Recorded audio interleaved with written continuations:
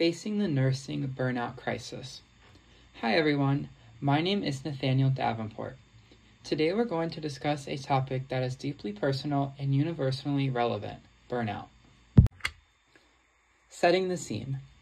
While this presentation will focus on nurses, burnout isn't exclusive to healthcare. We've all felt it, from school, work, or just everyday life. As you can see in image 1, this exhausted student lying on the library floor reminds us that burnout can affect anyone, especially when we lack an outlet for processing stress. Let's focus on our nurses, who often give without receiving enough. From harm to hustle.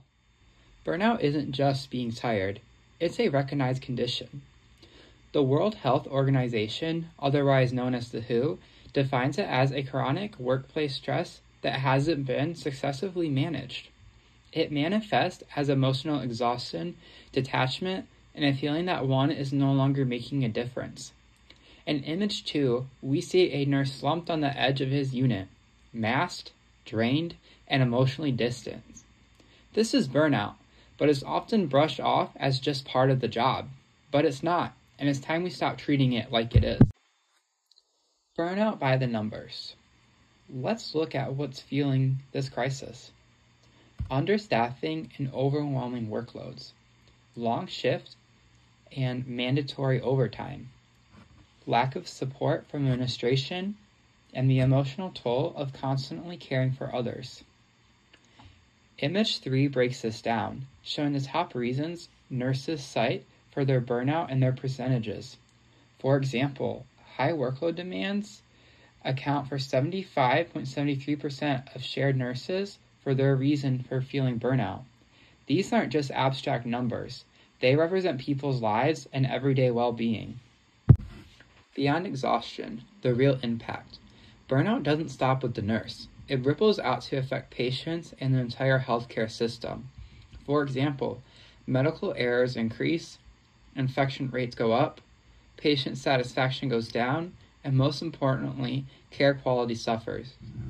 Image 4 boldly illustrates these costs. Behind every reason for burnout comes at the cost of a patient and a nurse struggling to stay afloat. This is what burnout looks like. This part gets real.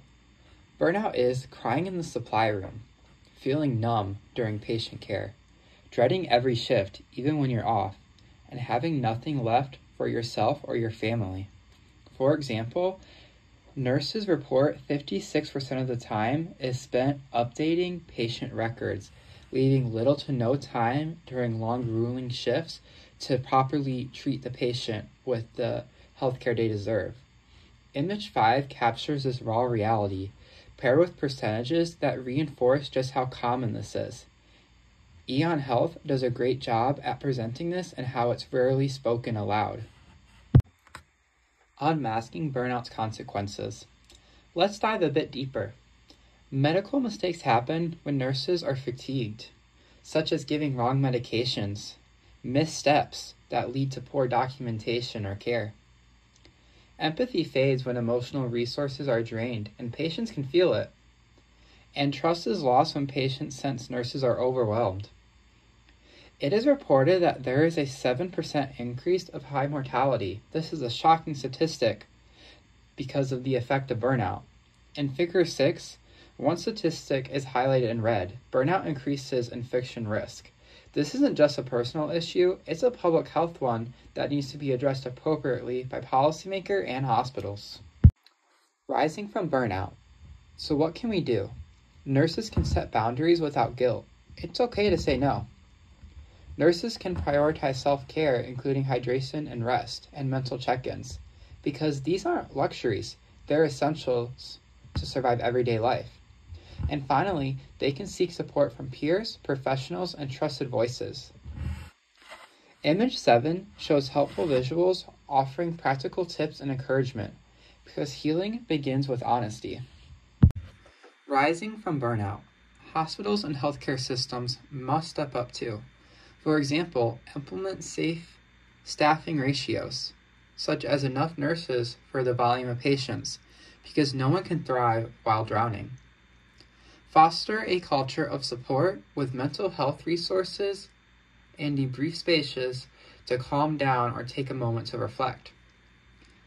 Recognize and reward nurses, not just with words, but with action, including compensation, respect, and voice. And finally, Focus Staffing Group recommends offering mental health resources while working and off the clock.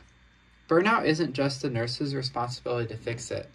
It's an issue requiring systematic change from policymakers, hospital owners, and nurses themselves.